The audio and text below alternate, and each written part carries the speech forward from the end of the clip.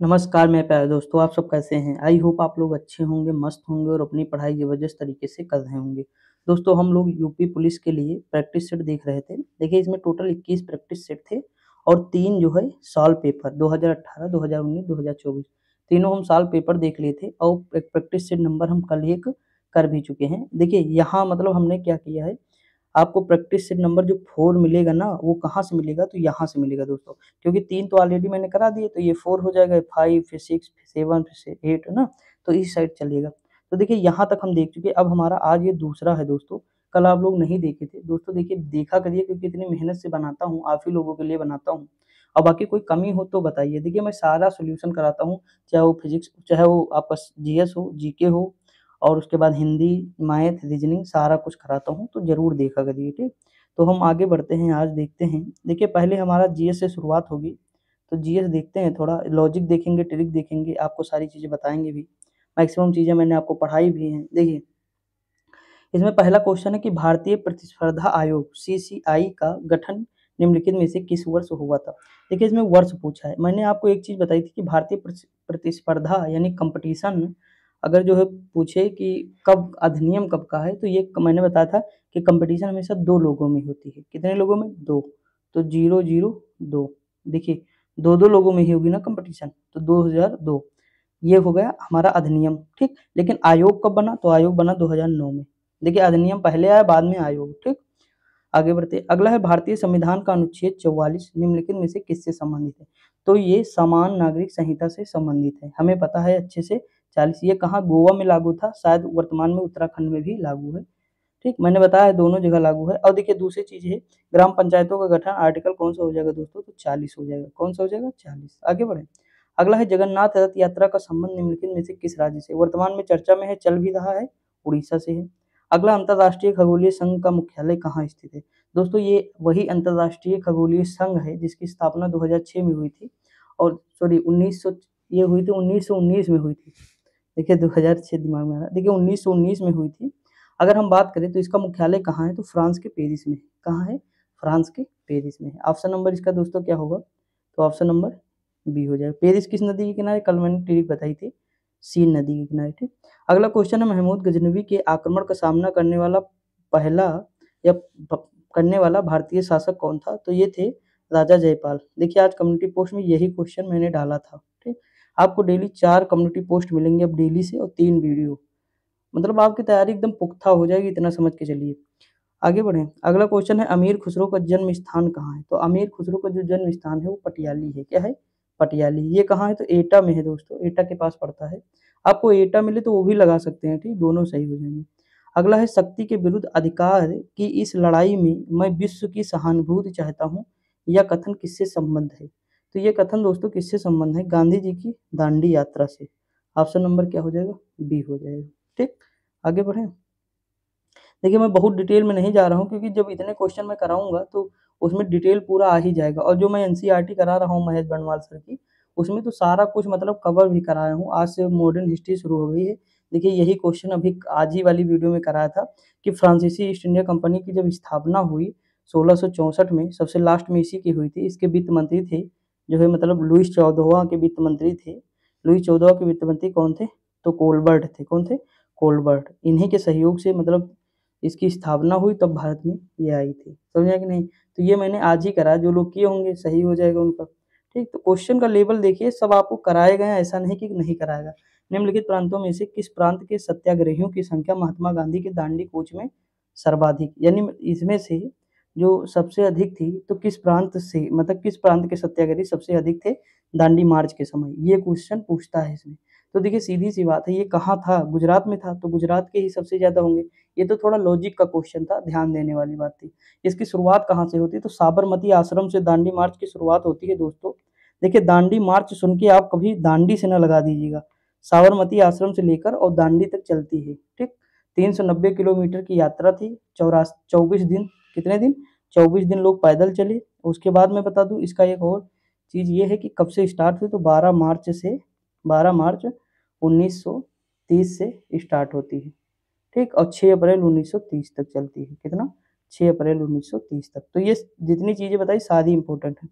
अगला है लिंगानुपात का प्रकलन कैसे किया जाता है दोस्तों। तो लिंगानुपात का प्रकलन किया जाता है देश के प्रति 1000 पुरुषों पर महिलाओं की संख्या, यानी हम यहाँ 1000 महिलाओं पर पुरुषों की संख्या नहीं दोस्तों, 1000 लोगों पर बच्चों की संख्या नहीं, कोई नहीं, तो ऑप्शन नंबर केवल सी सही। ठीक। अगला 2011 की जनगणना के अनुसार किस राज्य की आबादी अधिकतम थी। अब इसमें दोस्तों बताने की बात है कि किसकी अधिक है, बिल्कुल लॉजिकल सवाल है। निम्नलिखित में से कौन सा राज्य बांग्लादेश से सीमा साझा नहीं करता है या नहीं बनाता है। तो देखिए दोस्तों एक चीज समझिए आप, अगर आप थोड़ा लॉजिक बताइए, मैं बार बार बताया था कि म्यांमार से सटे राज्य कौन कौन से हैं, अरुणाचल प्रदेश, नागालैंड, मणिपुर, मिजोरम। तो ये 3 राज्य तो बिल्कुल नहीं लगाएंगे बांग्लादेश से, क्योंकि अगर हम बात करें तो यहाँ देखिए असम तो सीमा लगाएगा 3 तरफ से, यहाँ मान लीजिए मेघालय लगा रहा है, इधर त्रिपुरा लगा रहा है और यहाँ पे मिजोरम है। ठीक। तो ये जो 3 राज्य वाला क्षेत्र यहाँ मिजोरम है, ठीक, तो ये तो सबसे ऊपर आ गया ना, तो ये कहाँ लगाएगा, लगाएगा नहीं। तो इसमें से अगर अरुणाचल प्रदेश होगा, नागालैंड, मणिपुर ऑप्शन में होने चाहिए। तो देखिए असम लगा रहा है, मेघालय लगा रहा है, मिजोरम लगा रहा है, नागालैंड नहीं लगा रहा। तो मैप बेस्ड है, थोड़ा सा अगर लॉजिक लगाएंगे हो जाएगा। निम्नलिखित में से किस राज्य की सीमा म्यांमार से नहीं लगती। अब देखिए अभी मैंने बताया अरुणाचल प्रदेश, नागालैंड, मणिपुर, मिजोरम। देखिए मिजोरम है, नागालैंड है, मणिपुर है, मेघालय नहीं होगा, मेघालय इधर आ जाता है। ठीक, सही है ना। देखिए इसकी मैंने एक ट्रिक भी बताई थी, क्या बताई थी, अरुण, अरुणाचल, नाग, मतलब इस तरह बताया था, ए उसके बाद यन, यम, यम, A N M, A N यम, यम, ऐसे कुछ था, मतलब दिमाग से इसमें नहीं आ रहा है, दिमाग में नहीं तो मैंने बताया है ऑलरेडी, कई बार बताया है। देखिए अगला केरल का कुट्टानाड या कुट्टानाडु प्रसिद्ध है, तो किसके लिए दोस्तों ये प्रसिद्ध है। तो जानते हैं ये भारत का न्यूनतम ऊंचाई वाला स्थान है, इसके लिए ये प्रसिद्ध है।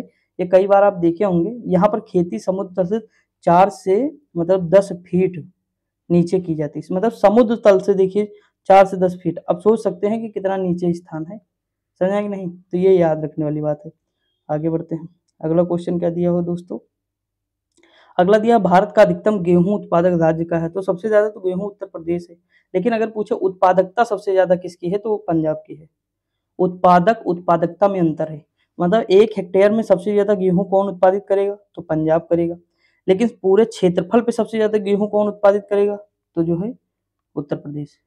अगला है निम्नलिखित ग्रह युग्मों में से कौन सा बिना उपग्रह के है। तो आप बताइए बुध, और मैंने बताया था बुध और शुक्र का कोई उपग्रह है दोस्तों, नहीं था ना, मैंने बताया था ऑलरेडी आपको, जियोग्राफी वाली क्लास याद करिए, वर्ल्ड जियोग्राफी अभी जल्दी खत्म हुई है, तो उसमें बताया था कि बुध शुक्र कोई उपग्रह नहीं। ठीक, मंगल के डिबोस फिबोस थे, इसमें देखिए दोनों दिए हैं। पृथ्वी का तो आप लोग जानते ही हैं चंद्रमा है। ठीक, बृहस्पति के बहुत सारे थे, तो उसमें आप लोग देखेंगे, मतलब उसके बहुत सारे हैं। अगला दिया है समय के साथ विसर्प लूप नदी के कट जाते हैं और अलग झील बनाते हैं, जिसे क्या कहते हैं। तो देखिए एक तो गोखुर नाम आप सुने होंगे ना, लेकिन ये क्या है, ये जो कट जाता है विसर्प टाइप का, जैसे मान लीजिए इस तरह जो है चल रही है। ठीक, उसके बाद ये अलग मतलब कट गया ये क्षेत्र, मान लीजिए ये कट गया और नदी यहाँ से बहने लगी, तो ये क्षेत्र जो कट गया ये चाप झील कहलाता है। क्या, चाप झील। अगला, यदि उपाध्यक्ष लोकसभा की अध्यक्षता कर रहे हो तो उन्हें एक अधिकार प्राप्त है कि वह, कौन सा अधिकार प्राप्त है, लोकसभा के विचार विमर्श में भाग ले सकते नहीं, सदस्य के रूप में सदन के समक्ष किसी प्रस्ताव पर मतदान कर सकते नहीं, मत बराबरी की अवस्था में मतदान कर सकते हैं। ये है दोस्तों, जब टाई हो जाए तो उस स्थिति में क्या करेंगे, अपना मतदान कर सकते हैं। अगला, यदि राष्ट्रपति का पद खाली हो तो उसे कितनी अवधि के अंदर भरना आवश्यक होता है, तो 6 महीने के अंदर भरना आवश्यक होता है। अगला, यदि किसी कारणवश राष्ट्रपति और एवं उपराष्ट्रपति दोनों पद खाली रहता है तो राष्ट्रपति के कार्यों को कौन संपादित करता है। तो देखिए ये CJI यानी चीफ जस्टिस ऑफ इंडिया करेंगे, यानी भारत के मुख्य न्यायाधीश करेंगे। ठीक, अगर इनका भी पद खाली होगा तो जो मुख्य न्यायाधीश, मतलब जो हमारे मुख्य न्यायाधीश हैं, जो वरिष्ठ होंगे, इनसे नीचे जो वरिष्ठ होंगे वो मतलब जो है कमान संभालेंगे। ठीक, अब बच्चा यही पूछता है कि जब वो भी ना हो तो भैया 4 के 4 लोग कहाँ चले जाएंगे, मतलब सोचिए, सोचने वाली बात है ना। मान लीजिए मैं कहता हूँ राष्ट्रपति की डेथ हो गई मान लीजिए किसी कारणवश, उपराष्ट्रपति की मान लीजिए कहीं चले गए हैं। ठीक, मुख्य न्यायाधीश भी, ऐसा तो है नहीं कि सब लोग एक साथ चले जाएंगे ना, तो ये चीज है सोचने वाली बात। अगला है भारत एक गणतंत्र है जिसमें अंतर्निहित है। तो क्या अंतर्निहित है दोस्तों, देखिए राज्य का अध्यक्ष निर्वाचित होगा। गणतंत्र का मतलब ही होता है कि हेड ऑफ नेशन जो होगा इलेक्टेड होगा, क्या होगा, इलेक्ट यानी चुना जाएगा, ना कि ये होगा वंशानुगत नहीं होगा ब्रिटेन की तरह। ठीक, अगला दिया है भारत के संविधान के अंतर्गत निम्नलिखित में से किसको राज्यों की सीमाओं को परिवर्तित करने की शक्ति है, तो सीधी सी बात है वो संसद को है। किसे है? संसद को है। अगला दिया निम्नलिखित में से कौन एक राज्य, आर्टिकल 3 है दोस्तों, ये वाला अगर बात करें तो आर्टिकल 3 है, ठीक, आर्टिकल 3। देखिए यहाँ है निम्नलिखित में से कौन एक राज्य के विधानमंडल के किसी सदस्य के निरर्हता से संबंधित किसी प्रश्न का विनिश्चित करने हेतु अंतिम सत्ता है, तो कौन होगा इसमें से? तो देखिए अंतिम सत्ता तो सीधी सी बात है ये हमारे राज्यपाल होंगे। कौन होंगे? राज्यपाल होंगे, ठीक। अगला क्वेश्चन दिया है कि सोनार से हम प्रयोग करते हैं या उपयोग करते हैं, सोनार किसके लिए प्रयोग करते हैं? तो सोनार हम करते हैं पराजीव तरंगे छोड़ता है उसके लिए करते हैं, ठीक। मतलब समुद्र में जो वस्तुएं डूबी हैं उनका पता लगाने के लिए हम इसका प्रयोग करते हैं, तो ये पराश्रव तरंगों को छोड़ता है, फिर वहां से रिफ्लेक्ट होकर दोबारा आती है। एक कम्युनिटी पोस्ट में ये भी क्वेश्चन आपको मिलेगा कि ध्वनि की मूलभूत इकाई कहलाती है, तो ध्वनिग्राम कहलाती है। क्या? ध्वनिग्राम। देखिए लॉजिक है, रूपग्राम, अर्थग्राम, वाक्यग्राम होगा ही नहीं, ध्वनि होगा। फोटोग्राफी की प्लेट पर निम्नलिखित में से किसकी परत चढ़ाई जाती है? तो फोटोग्राफी की प्लेट पर जो है सिल्वर ब्रोमाइड की परत चढ़ाई जाती है। ऑप्शन कौन सा होगा? ऑप्शन नंबर बी हो जाएगा। अगला दिया वनस्पतिक तेलों के हाइड्रोजनीकरण में निम्नलिखित में से किस उत्प्रेरक का उपयोग किया जाता है? तो इसमें कौन सा उत्प्रेरक जो प्रयोग किया जाता है? तो निकेल का किया जाता है, ठीक दोस्तों। आगे बढ़ें। देखिए अगला क्वेश्चन क्या दिया है कि BMD प्रशिक्षण का पूर्ण रूप क्या है? तो इस प्रशिक्षण का पूर्ण रूप दोस्तों क्या है? Bone mineral density, bone mineral density, ठीक। मतलब हड्डियों में कैल्शियम की जांच की जाती है इससे, जिसकी गुणवत्ता का पता लगाता है कि हड्डी में हमारे कैल्शियम कितना है। जितना अधिक कैल्शियम होगा हड्डी उतनी मजबूत होगी। अगला दिया किस मानवांग में सर्वाधिक कोलेस्ट्रॉल उत्पादित होता है? यानी सबसे ज्यादा कोलेस्ट्रॉल कहाँ होता है? तो ये यकृत या लीवर में होता है दोस्तों, बनता है यानी। उसके बाद तांबा। आप बताइए ये वाला क्वेश्चन आप कर पाएंगे कि नहीं? यूपी पुलिस मतलब यूपी स्पेशल याद करिए बार बार। देखिए मिर्जापुर दिया है, देखिए ललितपुर में क्या होगा? यूरेनियम और तांबा था, मैंने बताया था। याद अगर आपको हो तो अच्छी बात है, मुझे तो याद है। देखिए तो इसमें से ये तो कट ही गए, ठीक। सोनभद्र में क्या चले जाओ? सोनभद्र में चूना पत्थर। देखिए मिर्जापुर में भी चूना पत्थर होगा। सीसा बालू तो इलाहाबाद में ही, तो बी का दूसरा हो जाएगा। तो देखिए ऑप्शन नंबर डी बिल्कुल हो गया। सोनभद्र ये हो जाएगा। ऑप्शन नंबर क्या हो जाएगा? डी हो जाएगा। समझ में आया कि नहीं दोस्तों? बिल्कुल मतलब इजी क्वेश्चन था। अगला है कि निम्नलिखित में से किसमें विज्ञान नगरी, आंचलिक विज्ञान नगरी के बारे में मैंने कई बार बताया आपको कि लखनऊ में है, मैं गया भी था। तो इस तरह मतलब क्वेश्चन जो बताता हूँ वो भी हो जा सकता है। निम्नलिखित में से कौन उत्तर प्रदेश के प्रथम लोकायुक्त थे? याद करिए, ये भी आपको पढ़ाया गया है, न्यायमूर्ति विशंभर दयाल। यूपी स्पेशल नहीं किए हैं तो जरूर करिए, 4-5 क्वेश्चन मिलेंगे जरूर। अगला, अब तक उत्तर प्रदेश में कितनी महिलाएं मुख्यमंत्री के पद पर रही? तो दोस्तों कितनी महिलाएं मुख्यमंत्री के पद पर रही? तो 2 रही। कौन? तो देखिए सुचेता कृपलानी जी थी और सुश्री मायावती जी। अगला है मध्य रात्रि का सूर्य की परिस्थिति किस क्षेत्र में देखी जा सकती है? तो ध्रुवीय क्षेत्रों में देखी जा सकती है। किस क्षेत्र में? तो ध्रुवीय क्षेत्रों में देखी जा सकती है, तो उत्तरी एवं दक्षिणी ध्रुवीय क्षेत्र। अगला दिया कौन सा जिला अंतरराष्ट्रीय सीमा से मिलता है? तो इनमें से कौन सा जिला है जो अंतरराष्ट्रीय सीमा साझा करता है? तो जम्मू कश्मीर का कठुआ जिला है, ये पाकिस्तान से ही सीमा साझा करेगा, सिंपल सी बात है। आगे बढ़े। अब देखिए एक क्वेश्चन, 2 क्वेश्चन और 3 है। वाटरलू कहाँ स्थित है? तो वाटरलू का मैदान आप सुने होंगे, कहाँ है? बेल्जियम में है। कहाँ है? बेल्जियम में है दोस्तों, युद्ध हुआ था यहाँ। लैंड ऑफ मॉर्निंग कॉम किसका निर्देश करती है? तो land of morning com Korea का निर्देश करती है। अगला है चार्ली चैपलिन थे, तो ये क्या थे दोस्तों? Charlie Chaplin. आप इनकी बहुत सारी वो देखे होंगे, क्या मीम देखे होंगे, जो मतलब शेर की गुफाओं में चले जाते हैं। एक महान ब्रिटिश हास्य कलाकार थे, फिल्म अभिनेता थे, ब्रिटिश निर्देशक, निर्माता व रचयिता थे। सभी सही हैं। अब देखिए हिंदी देखते हैं। निम्नलिखित में से कोई एक युग्म विपरीतार्थक या विलोम है, उसे चुनिए। जैसे कोमल का मृदुल होता है कि नहीं दोस्तों? कोमल का मृदुल सही है या गलत है? अगला है क्रय का विक्रय होता है, तो देखिए कोमल और मृदुल सेम हो जाएंगे, ठीक। घर आवास ये भी सेम हो जाए, कोप क्रोध यही, लेकिन क्रय का विक्रय जो है ऑप्शन नंबर बी ये बिल्कुल विपरीत है। अगला है संचारी भाव का दूसरा नाम क्या है? तो संचारी भाव का दूसरा नाम है व्यभिचारी। ऑप्शन नंबर क्या हो जाएगा? ए हो जाएगा। दु यानी दु उपसर्ग का अर्थ है दु, तो देखिए दु उपसर्ग का अर्थ दोस्तों इसमें क्या दिया है? दुष्ट होता है। दु उपसर्ग का अर्थ क्या है? दुष्ट होता है। बुरा, दुष्ट, कठिन ना, ये सब होता है। अगला दिया उपसर्ग का प्रयोग होता है तो शब्द के आरंभ में होता है, कई बार आप देखे भी हैं और ये सब हम सब लोग जानते लगभग। लेखक के अंत में कौन सा प्रत्यय होगा? तो अक प्रत्यय होगा। कौन सा दोस्तों प्रत्यय होगा लेखक के अंत में? तो अक प्रत्यय होगा। ऑप्शन नंबर क्या हो जाएगा? ऑप्शन नंबर हमारा हो जाएगा डी हो जाएगा, ठीक। आगे बढ़े। किस समूह के सभी शब्द पर्यायवाची हैं? देखिए कल ही हम लोग पर्यायवाची भी किए थे। यहाँ लिखा दर्पण, आईना, कांच, मुकुर। ठीक, पहला दिया हुआ है तो ये हमें पहला ही सही लग रहा है। देखिए यहाँ गात, तन, घट, घड़ा। अगला दिया है अनल, नयार, अनिल। तो देखिए यह आग हो जाएगा, ये हवा हो जाएगी तो कट जाएगा ऐसे। रवि, हंस, पतंग। पतंग कहाँ होगा? सरोज, कमल का हो जाएगा तो ये भी कट जाएगा। घट, घड़ा, तन। तो ये देख लीजिए ना, ये तीनों कट रहे हैं, यही केवल सही लग रहा पहला।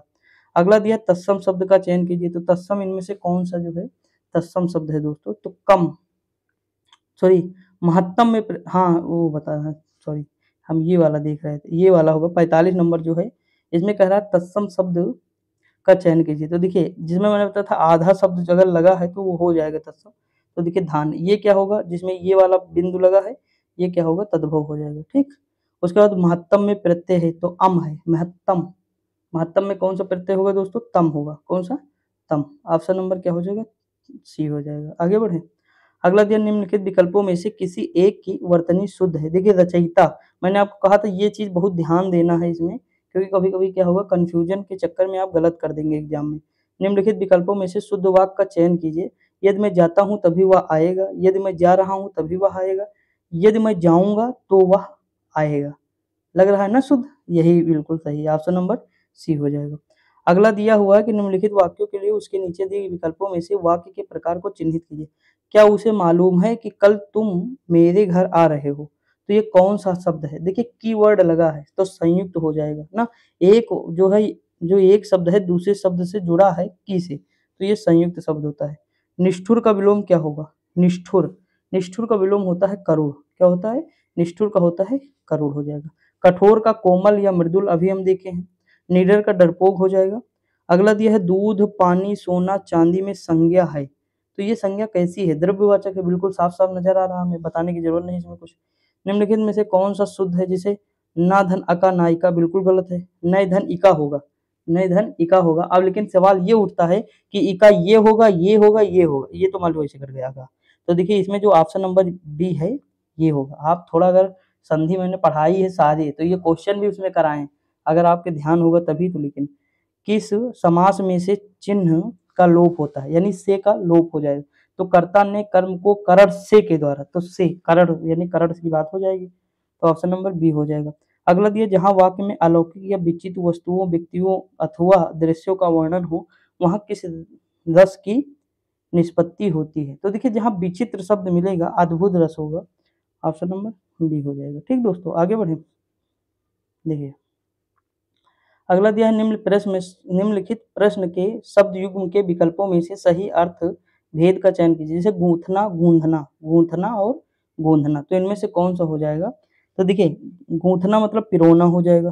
ठीक, गूंधना यानी सानना हो जाएगा, आटा जैसे गूंधते हैं। ठीक, गूंथना, वो गूंथना नहीं होगा, गूंधना होगा। तो ऑप्शन नंबर इसका डी हो जाएगा। ठीक, गलत बोलते होंगे। कमसिन में उपसर्ग है तो कमसिन में उपसर्ग यानी पहले लगना चाहिए, उपसर्ग यानी पहले लगना चाहिए, तो कम हो जाएगा।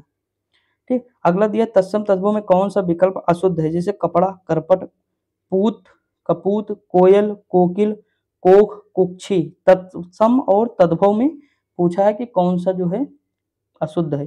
तो पूत का जो है कपूत गलत है, कुपुत्र होता है इसका ना, पूत का पुत्र होता है, पूत का क्या होगा? पुत्र होगा। अगला दिया कौन सा शब्द कृत प्रत्यय से बना है? तो कौन सा है जो कृत प्रत्यय से बना है? वंदना जो है कृत प्रत्यय से बना है। अगला दिया ओ औ का उच्चारण स्थान है। तो देखिए ओ औ, ओष्ठ से बोल रहे हो कि नहीं आप? ओ औ एक बार बोल के देखिएगा, मैंने ये चीज कराई है, अगर कहेंगे कि नहीं करा तो दिक्कत की बात। देखिए ओ औ, ओष्ठ हो गया, उसके बाद निकल कहाँ से रहा? कंठ से। तो यहाँ देखिए ऑप्शन में क्या है? कंठ धन ओष्ठ, कंठोष्ठ हो जाएगा। ठीक, अगला दिया निम्न शब्द युग्म के विकल्पों में से कोई एक शब्द या कोई एक विकल्प सही नहीं है, गलत युग्म का चयन कीजिए। जैसे बादिद, बादिद। ठीक, उसके बाद सरित, सरित, साला, साला, सागर, गागर। मतलब इसमें बताया है कि विकल्प सही नहीं है, गलत युग्म का चयन कीजिए। अब बताना है आपको कि कौन सा विकल्प गलत है।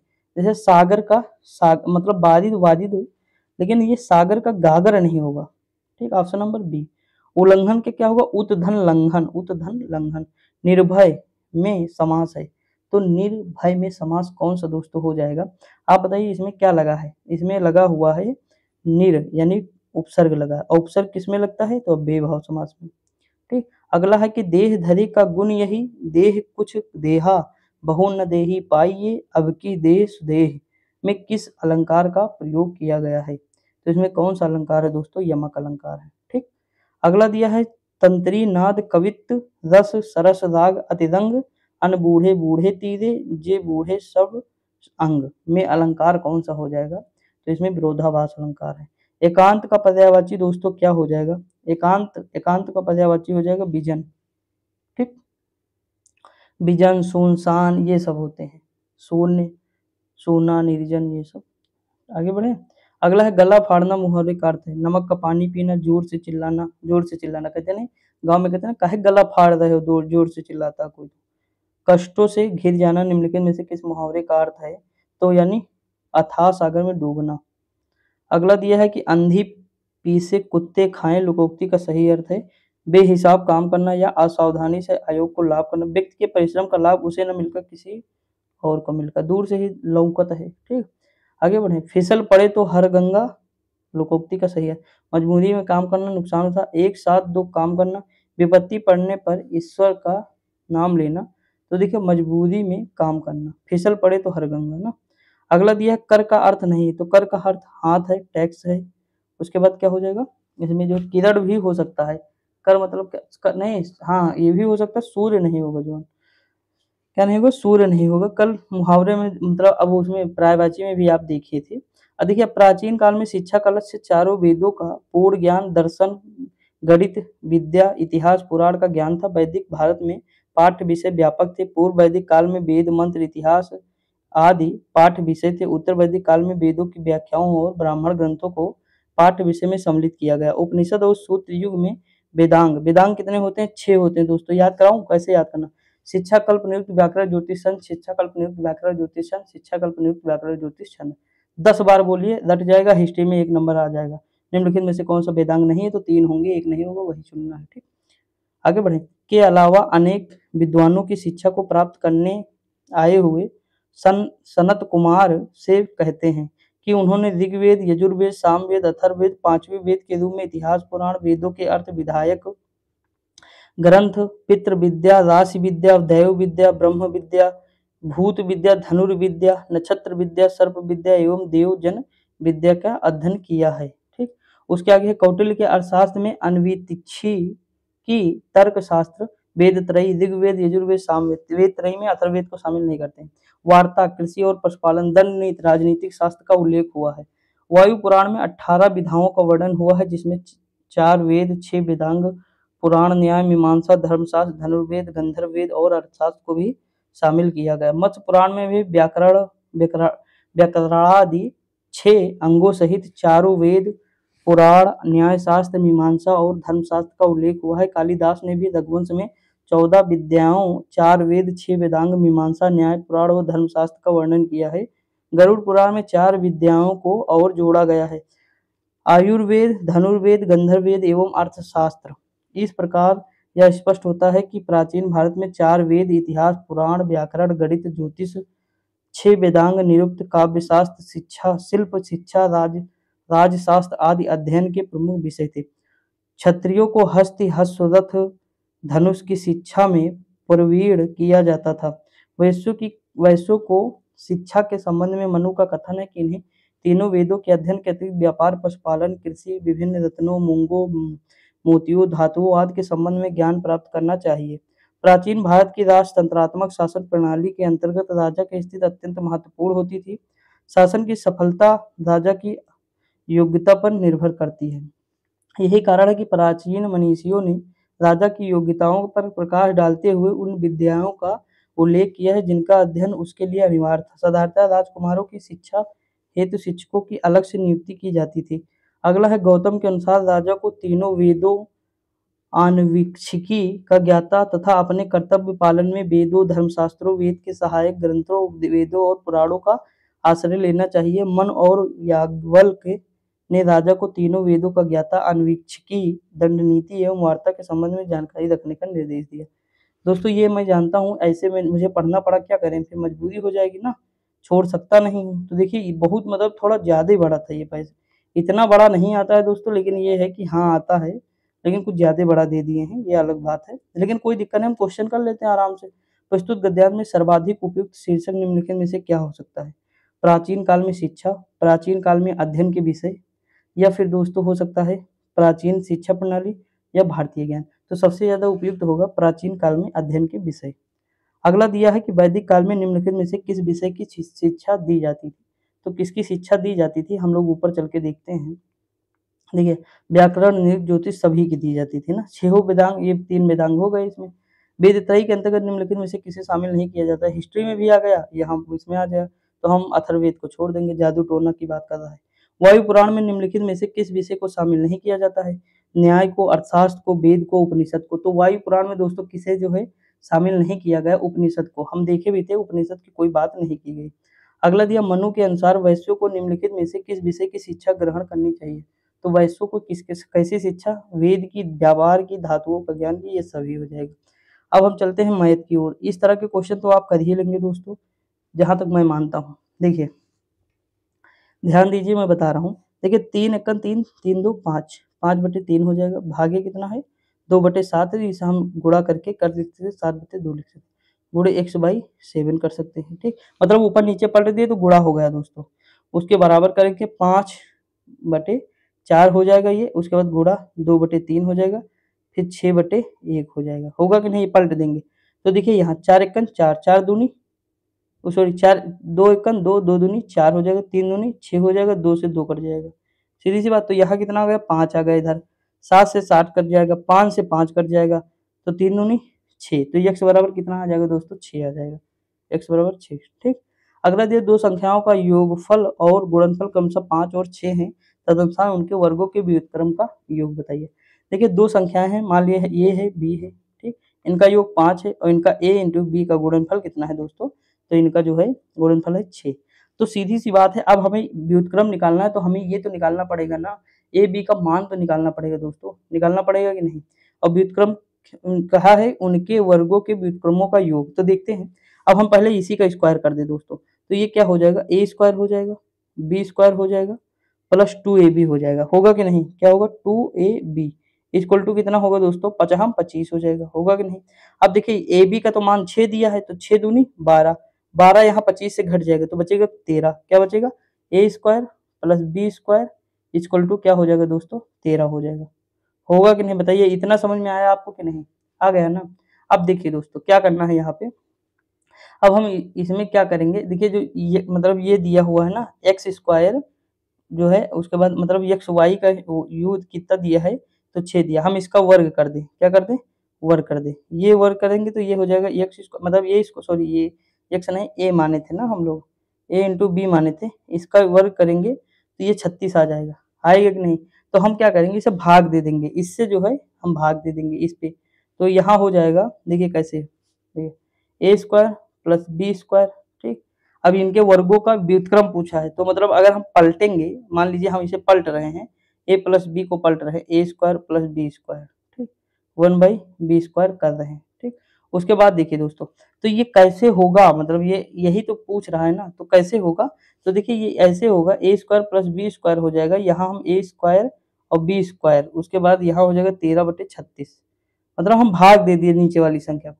तो जैसे हम इसे भाग देंगे दोस्तों, तो इसमें क्या होगा बताइए आप? देखिए क्या होगा बताएं, ध्यान दीजिए आप। अगर हम इसे अलग कर दें, यानी ए स्क्वायर प्लस ए स्क्वायर और बी स्क्वायर कर दें अलग, तो ए से ए कट जाएगा तो 1/b स्क्वायर बचेगा। अब इसे अलग करेंगे, इसमें से अलग कर देंगे तो ये ए कट जाएगा तो 1/a स्क्वायर बच जाएगा। तो देखिए 1/a square plus 1/b square बराबर कितना आ जाएगा दोस्तों? 13/36 आ जाएगा, है ना। कर लेंगे कि नहीं इस तरह क्वेश्चन? बताइए। अगर ना कर पाए तो फिर बताए दोस्तों, और अगर नहीं कर पा रहे हैं ना तो सिंपल सी बात ये करिए कि 1/a प्लस 1/b इसे ही स्क्वायर कर दीजिए, तब भी मान आ जाएगा। बस उल्टा कर दीजिएगा बाद में फिर, ठीक। तो ये चीज ऐसे भी लगा सकते हैं, कोई दिक्कत नहीं। देखिए लिखा है कि यदि किसी धन पूर्णांक n को 3 से भाग देने पर शेषफल 2 बचता है, तो n क्यूब को 3 से भाग देने पर शेषफल क्या बचेगा? तो देखिए जो शेषफल बचता है हमें उसी से भाग देना है दोस्तों, जो शेषफल बचता है हमें उसी से भाग देना है। तो जैसे हम जो शेषफल बचेगा, देखिए 2 शेषफल बचा है, तो कह रहा है n क्यूब को 3 से भाग देने पर शेषफल क्या बचेगा? तो हम जो 3 से भाग देंगे, देखिए ये कितना हो जाएगा, 2 रख दीजिए मान n की जगह पे, तो कितना हो जाएगा? 8 हो जाएगा, 2 का क्यूब कितना होगा 8 हो जाएगा, 3 से भाग दे देंगे तो कितना बचेगा 6, शेषफल 2 बचेगा। ठीक, अगला दिया है 3, 3 की पावर 28 गुणे 11 की पावर 42 गुणे 7 की पावर 35 के गुणनफल में मात्रक अंक कितना होगा। तो देखिए मात्रक अंक दोस्तों कितना होगा, अगर हम बात करें तो देखिए अगर हम इसमें देखें मात्रक अंक इसमें, तो देखिए 3 का जो मतलब 28 बार है, फिर 11 का इतना है, उसके बाद देखिए 3 का आएगा 1, ठीक, उसके बाद 11 का कितना आएगा, 11 का आएगा 1 दोस्तों, और 75 इसका जो है 7 का 35 का कितना आएगा 3 आएगा। ठीक, तो अब देखिए 3, 1 और जो है 1 हो जाएगा, समझ में आया कि नहीं। तो हम क्या करेंगे, इसे आराम से क्या करें, इसमें जो है गुणा कर दें, मतलब इनका तीनों को गुणा कर दें।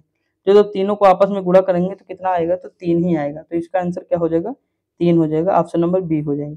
अगला, एक वस्तु के लागत मूल्य और बिक्री मूल्य पे 240 का अंतर है, तदनुसार यदि उसमें 20% लाभ होता है तो बिक्री मूल्य क्या होगा। यानी कह रहा है कि जैसे लागत और बिक्री मूल्य में कितना अंतर है, तो 240 रुपए का अंतर है। कितना अंतर है, 240 का। तदनुसार अगर उसमें 20% का लाभ होता है तो उसका विक्रय मूल्य क्या होगा। मान लीजिए लागत उसकी x थी, ठीक, और 20% का लाभ किस पे होगा, विक्रय मूल्य, उस विक्रय मूल्य का होगा। 120 बटे x हो जाएगा, मतलब 100 हो जाएगा, सॉरी। तो इसे हम काटेंगे तो 6 बटे 5 हो जाएगा, होगा कि नहीं, x लिख दो यहाँ, तो 6x बटे 5 हो जाएगा। अब देखिए क्या कह रहा है कि 6x बटे 5 विक्रय मूल्य माइनस अंतर, ठीक, लागत का अंतर कितना है, तो 240 है कि नहीं दोस्तों। तो 5x ये हो जाएगा, 6x से 1 हटेगा, ये हो जाएगा 5 बराबर 240 है, तो इधर गुणा कर देंगे तो कितना आ जाएगा, 1200 आ जाएगा। समझ में आया कि नहीं, ये तो मतलब सिंपल क्वेश्चन है, 1200 आ जाएगा। ऑप्शन नंबर क्या हो जाएगा, ऑप्शन नंबर आ जाएगा डी। देखिए दो वर्गों का परिमाप दिया है 68 सेंटीमीटर तथा 60 सेंटीमीटर, तदनुसार तीसरे वर्ग का परिमाप ज्ञात कीजिए जिसका क्षेत्रफल उक्त दोनों वर्गों के क्षेत्रफल के अंतर के बराबर हो। पर बता आपको ये पता होना चाहिए कि मतलब इन दोनों का परिमाण जो मतलब जैसे परिमाप दिया है 68 और जो है ये दिया, तो वर्ग का परिमाप क्या होता है, 4a होता है। 4a बराबर a1 बराबर मान लीजिए 68 है, तो 17 चौके 68, तो a का आ जाएगा 17 आ जाएगा। b एक मतलब त्रिज्या बात कर रहा हूँ, ठीक, इसका मतलब जो ये वाला हमारा पोर्शन है भुजा, तो एक पहली भुजा 17 आ जाएगी, दूसरी कितनी आएगी, तो 4 से भाग दिए 15 आ जाएगी।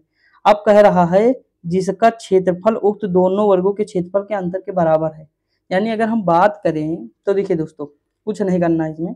अब हम क्या करें, जो तीसरे वर्ग का क्षेत्रफल अगर हम निकालेंगे तो क्या निकालेंगे, अंतर कहा है दोनों के बराबर, तो 17 का हम स्क्वायर करेंगे, ए स्क्वायर होता है ना, माइनस 15 का स्क्वायर करेंगे बराबर तीसरे का क्षेत्रफल यानी A3 का स्क्वायर मान लीजिए, तो ये कितना होगा 289 हो जाएगा, माइनस ये कितना हो 225 हो जाएगा। अब टोटल ये आएगा कितना 64 आएगा, आएगा कि नहीं, यानी ए स्क्वायर बराबर कितना आ जाएगा 64, मतलब ये इसका क्षेत्रफल तीसरे का क्षेत्रफल कितना आएगा 64 आ जाएगा, आएगा कि नहीं बताइए। तो 64 अगर इसका स्क्वायर आ गया तो हम परिमाप निकालेंगे तो कितना आएगा बताइए, 4a होता नहीं है। देखिए इस तरह देखिए, ए स्क्वायर बराबर कितना आया था 64 आया था, तीसरे की मैं बात कर रहा हूँ, तो हम भुजा निकाल लें तो कितना आएगा, रूट कर देंगे तो 8 आ जाएगी, भुजा कितनी आई 8 आई, ठीक। अब A3 की भुजा कितनी आ गई 8 आ गई, थोड़ा ध्यान दीजिए। उसके बाद अब हम क्या निकालेंगे, मतलब परिमाप निकालेंगे तीसरे का, तो तीसरे का परिमाप भी तो 4a3 होगा कि नहीं दोस्तों, परिमाप तो 4 गुणे 8 कर दीजिए इसी की तरफ, तो 8 चौक 32 हो जाएगा, 32 सेंटीमीटर। देखिए अगर आपको फार्मूला पता है दोस्तों तो कुछ बड़ी बात नहीं इस तरह के क्वेश्चन। अगला है 1000 रुपये पर 40% की छूट और उसी पर क्रमशः 30% 10% की छूट, अंतर कितना होगा। तो देखिए 30 प्लस 10 कर दीजिए, पहले ये छूट निकालिए, फिर माइनस का निशान लगाइए, मतलब वो होता है a plus B minus A B upon जो 100 होता है ना छूट के लिए। तो ये फार्मूला जब आप लगाएंगे तो ये 37% आ गया, छूट कितनी आई 37%, ठीक। अब 37% ये छूट आई तो अभीष्ट अंतर क्या होगा, जैसे 1000 हो गया, ठीक, उसके बाद गुणे, तो देखिए 40% छूट और टोटल कितनी 37, तो 40 माइनस 37 बटे 100 हो जाएगा, होगा कि नहीं दोस्तों। उसके बाद क्या हो जाएगा, ये हट जाएगा तो यहाँ कितना बचा 40 माइनस 37 30, यानी तो 30 आ जाएगा, अंतर कितना आएगा 30 आएगा, 30 रुपये का। अगला PQR के वेतनों का अनुपात है 3:4:5 है, उनमें क्रमशः 10%, 15%, 20% की वृद्धि की जाती है, तो उनके वेतनों का नया अनुपात क्या होगा। दोस्तों सबका अलग अलग निकाल लीजिए आप, ठीक। जैसे 3 है तो 3x मान लीजिए, इसका जो हम 10% निकाल देंगे, 4x का हम क्या निकालेंगे तो 15% यानी 115 बटे 100 हो जाएगा। 5x का क्या होगा 5x गुणे 120 बटे जो है 120 बटे 100 हो जाएगा। तो हम टोटल का जब निकालेंगे तो अनुपात कितना आएगा हमारा, देखिए अगर हम दोस्तों एक काम ना करें, देखिए एक काम हम ये कर सकते हैं कि नीचे 100 सब में होगा तो सीधी सी बात है कट जाएगा, कटेगा कि नहीं? तो देखिए 10% का क्या होगा, 110 हो जाएगा, 110 होगा तो 3 से गुणा करिए तो 3300 हो जाएगा, होगा कि नहीं दोस्तों बताइए? ठीक, उसके बाद 4, तो 4 में 15 है तो यानी 115 हो जाएगा ये। 115 को हम 4 से गुणा कर लेना, कर दें कि नहीं? तो देखिए ये कितना आ जाएगा, तो आ जाएगा दोस्तों, ये हो जाएगा 4 पंचे 20 और 4 एकम 4, 4 दो 6 और 4 एकम 4, ठीक, तो ये हो जाएगा 446 हो जाएगा, ठीक, बात समझिए। उसके बाद 5 से हम 12 को गुणा करेंगे यानी 120 को, तो हो जाएगा 12 पंचे 60 यानी 600 हो जाएगा, होगा कि नहीं 600? तो हम एक एक जीरो सब में हटा दें तो 33 46 60, 33 46 60 है, ऑप्शन नंबर सी। ये एकदम इजी हो गया। ए प्लस बी अनुपाते ए माइनस बी 5 अनुपाते 3 है, उसके बाद ए स्क्वायर प्लस बी स्क्वायर ए स्क्वायर माइनस बी स्क्वायर, वही दोस्तों, बस कुछ नहीं करना है यार। बस क्या करिए पता है, एक बार इनको क्या करिए ऊपर मतलब ये जोड़ दीजिए, जैसे देखिए ए प्लस बी, फिर हम इसमें जोड़ मतलब प्लस कर दें, ए माइनस बी कर दें ऊपर, ठीक। उसके बाद फिर हम क्या करें, ए प्लस बी नीचे है फिर कर दीजिए और फिर माइनस कर दीजिए, ए प्लस बी हो जाएगा, ठीक, बराबर कितना हो जाएगा, 5/3 था तो 3 ऊपर जुड़ जाएगा, 3 नीचे मतलब जो है माइनस हो जाएगा, यहाँ 5 माइनस 3 हो जाएगा, ठीक। बस ये करिए, फिर ए और बी का मान यहाँ से निकल आएगा, ठीक। ए बी का मान कितना आ जाएगा, तो 4/1 आ जाएगा। उसके बाद आप मान रख दीजिए, मान रखने के बाद सवाल लगा दीजिए, 17/17 से मतलब 17/15 आ जाएगा। अब ये क्या कर लेंगे, मतलब 1/2 माइनस 1/3 प्लस 1/4 में क्या जोड़ें कि 1 के बराबर हो जाए, तो सीधी सी बात है कुछ न जोड़िए, ठीक। अब जैसे ये लिखा है तो यहाँ प्लस यक्स मान लीजिए कि हम जोड़ रहे हैं और बराबर कितना कह रहा है 1 हो जाए तो 1 यहाँ रख दीजिए। अब ये संख्या पहले हल करिए, जब ये संख्या हल करेंगे तो इसका एलसीएम टोटल कितना आएगा, देखिए 4 3 12 आ जाएगा, आएगा कि नहीं दोस्तों? 12 आ गया, एलसीएम 12 हो गया। अब देखिए 6 आ जाएगा ऊपर, माइनस 3 चौक 12 तो 4 आ जाएगा, प्लस 4 3 12 3 आ जाएगा। देखिए ये बचा 2 तो 2 यानी 5/12 आ जाएगा। 5/12 यहाँ लाके माइनस कर दीजिए, 5/12 तो ये आ जाएगा 7/12। तो आंसर कितना है 7/12, ऑप्शन नंबर सी है। अब देखिए ये गुणा कर लीजिएगा, आंसर मैं बता दूँ, कुछ भी तो नहीं दोस्तों, इतना सिंपल है तो क्या ही करें, ठीक। ये आ जाएगा 1/6 आ जाएगा। देखिए अगला दिया, दो संख्याओं का योग है 20, पहली संख्या के 1/3 का भाग का मान 4 है तो दूसरी संख्या ज्ञात कीजिए।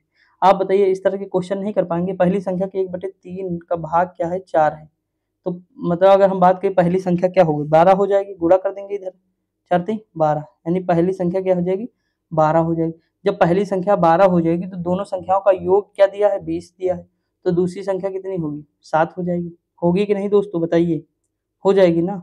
तो मतलब सॉरी, दूसरी संख्या कितनी होगी 8 होगी, कितनी होगी 8 होगी, बस यही तो पूछा है, दूसरी संख्या क्या होगी तो 8 हो जाएगी। समझ में आया कि नहीं? अगला दिया, निम्नलिखित भिन्नों के किस समूह में भिन्न अवरोही क्रम में है। तो अब आरोही क्रम आपको देखना पड़ेगा दोस्तों, भाग दे लीजिए शुरू में ही तो संख्या आप जान जाएंगे, तो इसका ऑप्शन नंबर डी हो जाएगा। अगला, सबसे बड़ी संख्या कौन सी है जो 627 व 760 को पूर्णतः विभाजित करती है। तो देखिए इसमें विभाजन दे लीजिए कि कौन सी संख्या है जो सबको मतलब डिवाइड कर रही है। तो आप देखिए एलसीएम निकालने चलेंगे बहुत टाइम लग जाएगा, तो पहले 18 से भाग दीजिए, तो देखिए क्या 18 से कट रही है, तो देखेंगे 18 से 18 चौक 18 कट्ठा तो 18 कट्ठा 18 54, तो 54 हो गया, बचा कितना 8, तो 87 क्या कट रहा नहीं कट रहा, तो हटा दो इसे। उसके बाद देखिए 19 से काटिए, 19 का 19 19 57, हाँ 57, तो 3 बार गया, फिर 19 तिया 57, फिर 3 बार यानी 33 बार में ये कट जाएगा। अब 19 चौक 76 ये भी कट जाएगा, तो 19 से कट रही, काम खत्म। समझा कि नहीं? एक रेडियो 972 में बेचा गया है और उस पर 8% का लाभ होता है, यदि उसे 872 में बेचा सॉरी 972 में बेचा गया है तो 8% का लाभ है, अगर उसे 872 में बेचा जाता है तो कितने रुपए की हानि होती। आप जानते हैं ना दोस्तों कि हानि हमेशा लाभ उस पे होती है, अगर हम 972 का बेचते हैं दोस्तों तो कितने रुपए का 8% का लाभ होता है, यानी 108/100 हो जाता, होता कि नहीं? लेकिन वो कह रहा है कि इसे बेचा कितने पर गया है, तो इसे बेचा गया है दोस्तों कितने पर, अगर हम इसे मतलब पहले हम ये निकाल लें, इतना निकाल लें, फिर लाभ पर होता है यदि उसे इतने पर बेचा जाता है तो कितने की हानि, तो पहले हम ये वाला निकाल लें पोर्शन, तो जब हम ये निकालने चलेंगे तो ये हो जाएगा 5 और ये हो जाएगा 4, ठीक। अब मतलब 4 से काट दो सीधी सी बात, 4 दूनी 8, 4 सत्ते 28 और 25 यानी 27/25 हो जाएगा।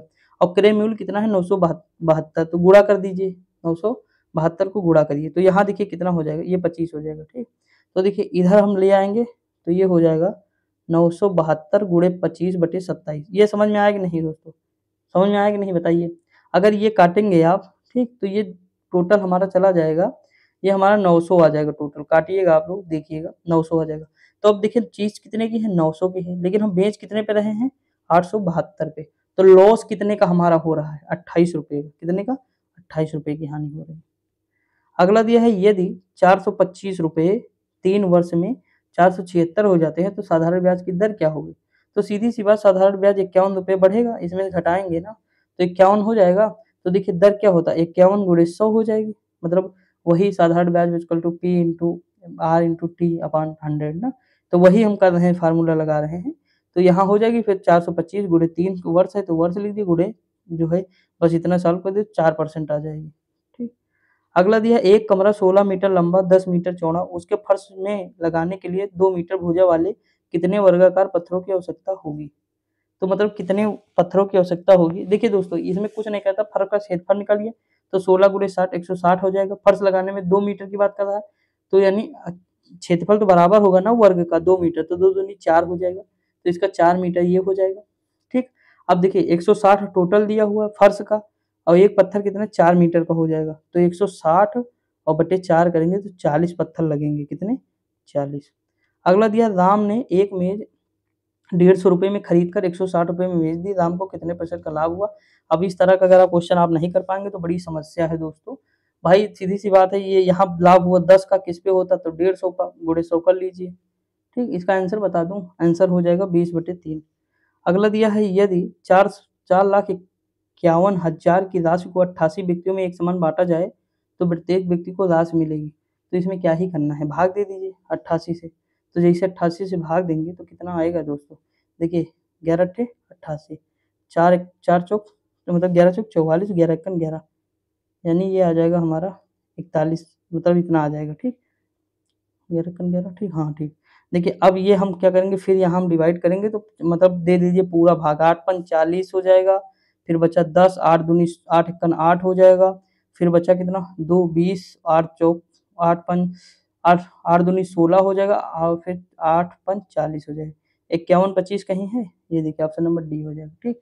अब दे लीजिएगा, ये सब नहीं कर पाइएगा तो दिक्कत की बात। देखिए यहाँ लिखा x - 1, x + 1, x² + 1, x की पावर 4, ये सारा दिया हुआ है। ठीक।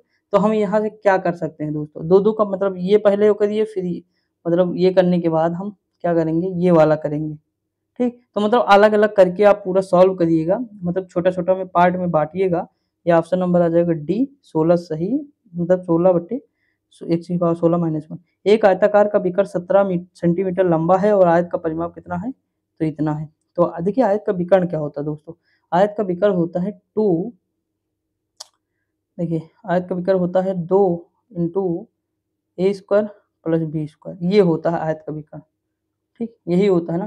तो देख लीजिएगा आप इसमें जो है रखिएगा मामला, सॉरी 2 नहीं लगता शायद, इसमें जो है क्या लगेगा, आयत का विकर्ण, यानी हाँ 2 नहीं लगेगा। देखिए आयत है मान लीजिए ये वाला, तो यहाँ हो जाएगा, यानी मान लीजिए इसकी ए भुजा इसकी बी भुजा, हमें ये वाला पार्ट निकालना है ना।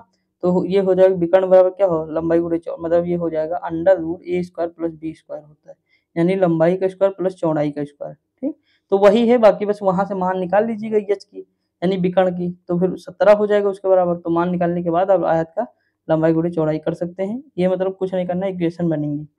अब देखिए यदि है राधिका वर्तमान में, ये आ गया ना वहाँ, देखिए इसमें आंसर कितना आएगा दोस्तों, इसमें आंसर आएगा 289 आ जाएगा। ठीक, कितना आएगा? 200, देखिए नहीं यार 289 नहीं आएगा, इसमें 120 आएगा। करके देख लीजिएगा दोस्तों प्लीज। एक कमरा जिसका आयाम 10 सेंटीमीटर तथा गुणे 8 सेंटीमीटर 6 सेंटीमीटर है, तो उसमें सर्वाधिक कितनी लंबी लोहे की रॉड रखी जाएंगी? सीधी सी बात है, ये अगर हम लोहे की सबसे लंबी रॉड रखेंगे, तो अगर मान लीजिए ये आयाम है तो इस तरह रखेंगे, यानी हमारा ये क्या निकालना पड़ेगा, ये हमें विकर्ण निकालना पड़ेगा। अधिकतम लंबाई कमरे का विकर्ण ही होगा, हम तिरछा रखेंगे तभी तो मतलब बड़ी चीज हम आ पाएगी। तो विकर्ण का ही मतलब इसमें हमें बताना है कि क्या होगा। तो सीधी सी बात है, इसका विकर्ण क्या होता है कमरे का, तो कमरे का विकर्ण होगा, यानी अंडर रूट के अंदर क्या करो, 10 का स्क्वायर कर दो, फिर 8 का स्क्वायर, यानी लंबाई का स्क्वायर प्लस चौड़ाई का स्क्वायर प्लस ऊंचाई का स्क्वायर।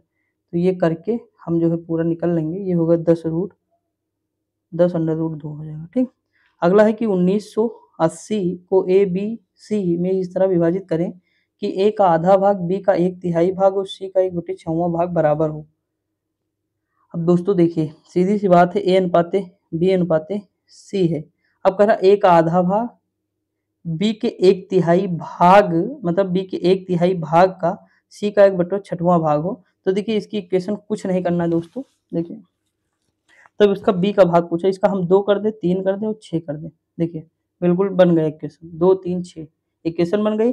बी का भाग यानी 3 हो जाएगा, बटे ये कर दो, बराबर में जो आई संख्या लिखी है मतलब गुणा इससे कर दो, काम हो जाएगा। ठीक, अगला है किसी खास शब्द में कोलेजता तेज का अर्ली टू बेड। देखिए अब इस तरह के क्वेश्चन बिल्कुल इजी है, इसमें तेज का पूछा है। ठीक, तेज कहाँ कहाँ कॉमन है दोस्तों। देखिए अगर हम बात करें तो तेज यहाँ है, तेज यहाँ है। ठीक, दो जगह है, लेकिन इन दोनों में क्या कॉमन है, तो कॉमन है बेड।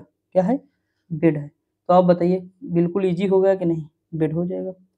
अगला दिया है कि A B C D E F 6 लोगों के समूह में 2 जोड़े हैं जिनमें डी ए की दादी हैं और बी की माता है, सी बी की पत्नी है और एफ की माता है। उसके बाद एफ ई की पोती है, उसमें कितने लोग पुरुष सदस्य हैं।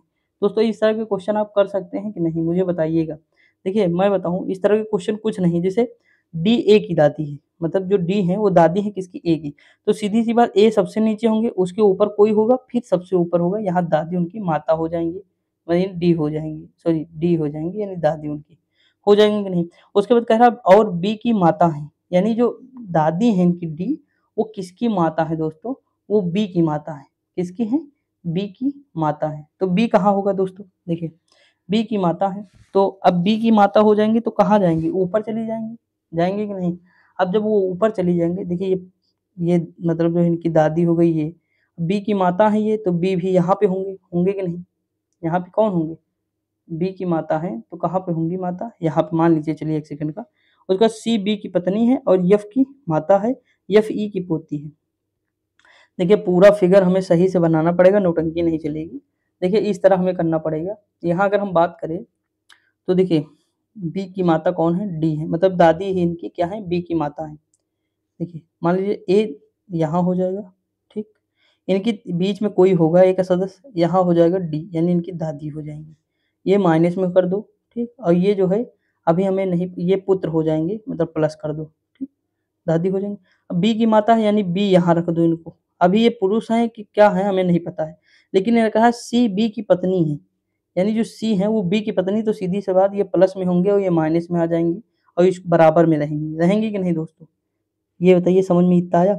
उसके बाद है और यफ की माता है, यानी जो मतलब ये हैं जो सी है हमारी, मतलब सी है ये किसकी माता, और लगा है ना, सी यफ की माता है, तो यफ यहाँ हो जाएगा, होगा कि नहीं दोस्तों, आप बताइएगा। ठीक, और कह रहा है और यफ ई की पोती है, यानी ये यफ है ये पोती है, तो सीधी सी बात है पोती किसकी होगी, अब यही बच्चे हमारे साहिब, तो ई इनकी पत्नी हो जाएंगी, ये दादी हो जाएंगी, ये दादा हो जाएंगे प्लस वाले, तो इनकी पोती हो जाएगी। अब क्या कह रहा है कि कितने लोग इसमें पुरुष सदस्य हैं, तो देखिए एक ये हो जाएंगे, एक ये हो जाएंगे, एक वो हो जाएंगे, तो कितने सदस्य हो गए इसमें जो है, कितने हो जाए।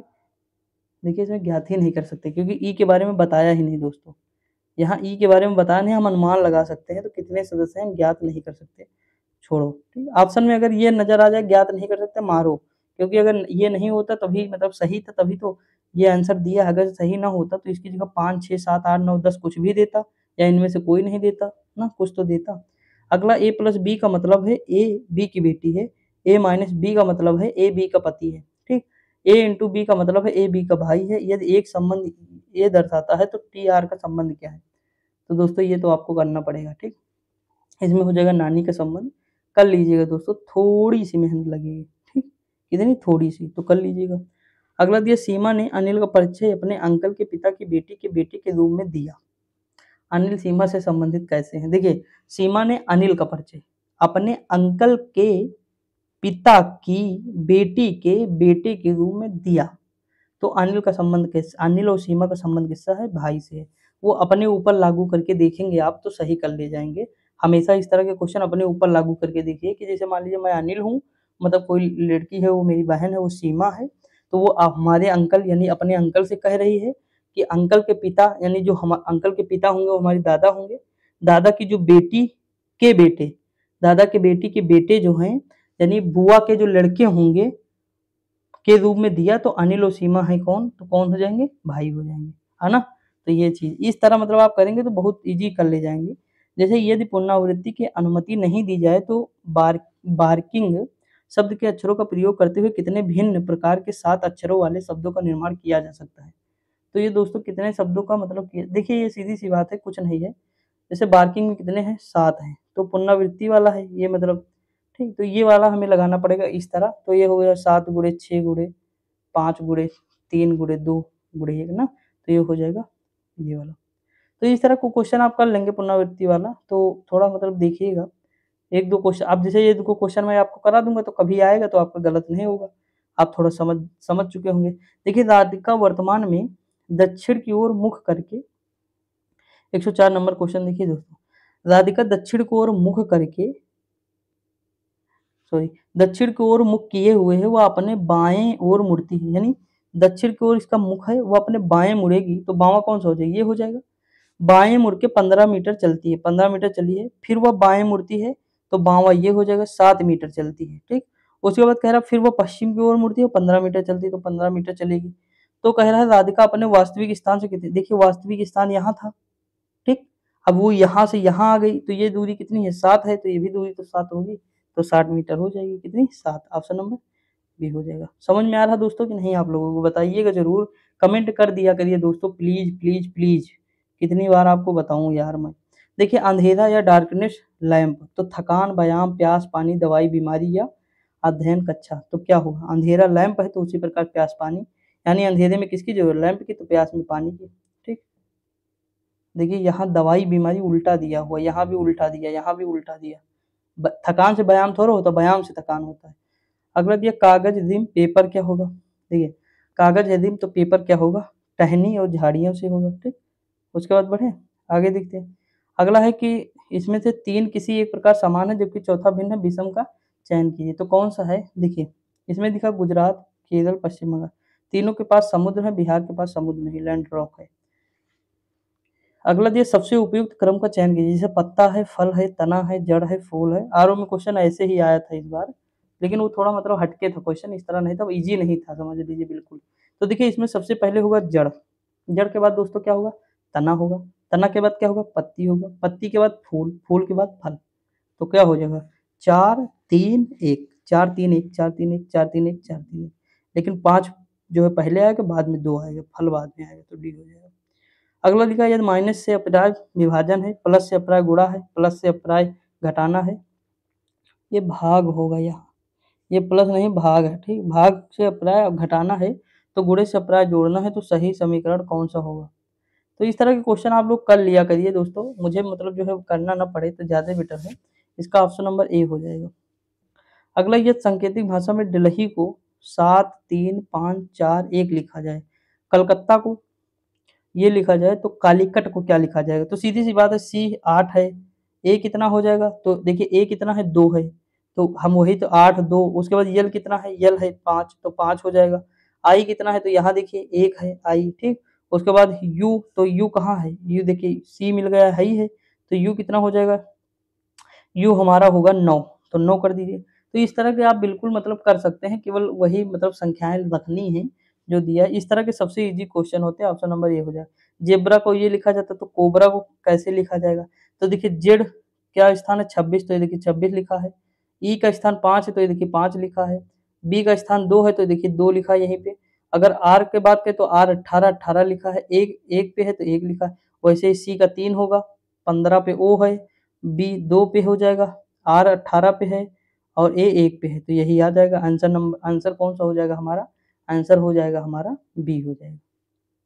आगे बढ़े। अगला देखिए निष्कर्ष दिया है, प्री स्कूल संस्कृति अब देश के सभी हिस्सों में प्रचलित हो रही है। माता पिता के पास बच्चों के लिए कम समय है, इसलिए उन्हें और इसीलिए नन्हे बच्चों को बहुत कम उम्र में ही स्कूलों में दाखिला करा दिया जाता है, ठीक। तो ये हमारा कथन दिया, पहला क्या दिया है, देश के हर हिस्से में प्री स्कूलों की संख्या बढ़ रही है। दूसरा दिया हुआ है, बच्चे बहुत कम उम्र में ही बाहरी दुनिया के संपर्क में आ जाते हैं, इसीलिए उनके व्यवहार के तौर तरीके में बदलाव आ जाता है। तो देखिए दोस्तों दूसरा तो नहीं सही है, लेकिन पहला सही है, ठीक। अगला दिया निम्नलिखित कथनों पर। अब देखिए फिर कथन आ गया दोस्तों, थोड़ा ध्यान दीजिएगा, ठीक दोस्तों। टाइम देखिए क्या, एक सेकंड देख लेते हैं, ठीक है। देखिए यहाँ लिखा है, जीवन कुछ बेहद परिचित, कुछ आंशिक रूप से परिचित और अधिकतर पूरी तरह से अजनबी लोगों के साथ की यात्रा है।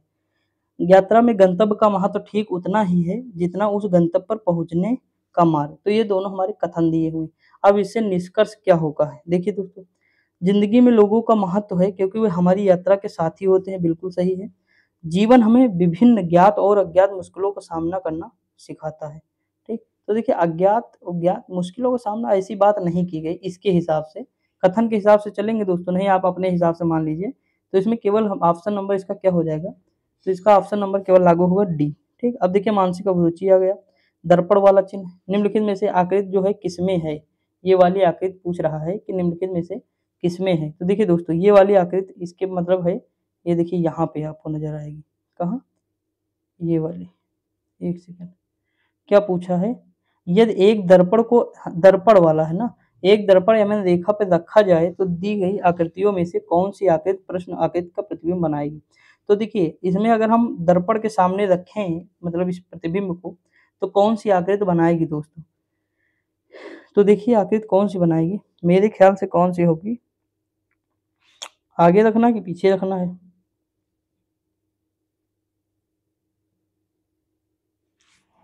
देखिए दोस्तों एक चीज आप बताइए, यहाँ जो है कहीं निशान नहीं है ना, लेकिन इनमें सब में निशान बन गया है, बना है कि नहीं।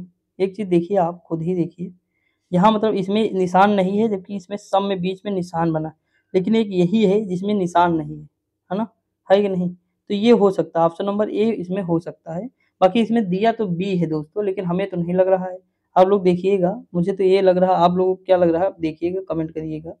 देखिए इसमें प्रतिबिंब देखते हैं, आकृतियां इसमें भी दिखाया गया। प्रश्न आकृतियों में से दिखाए अनुसार कागज को मोड़कर उसमें छेद करने और खोलने के बाद वह फिर उत्तर आकृति जैसा दिखाई देता। आकृतियां आप देखिए, तो इसमें खोलने के बाद क्या होगा, ध्यान से देखते हैं, ऊपर चलते हैं। देखिए इसमें ऑप्शन नंबर सी होगा दोस्तों, क्या हो जाएगा, सी हो जाएगा, ठीक। एकदम 4 पास में होंगी, 4 कोने पे होंगी। दी गई आकृतियों में से उस आकृति को चुनिए जिसमें प्रश्न आकृति निहित है। देखिए ये आकृति जो है इसमें 116 में, वो किसमें निहित है, तो ध्यान दीजिएगा दोस्तों, ये आकृति निहित किसमें मिलेगी आपको, तो ये आकृति बी में मिलेगी, किसमें, बी में मिलेगी, ठीक।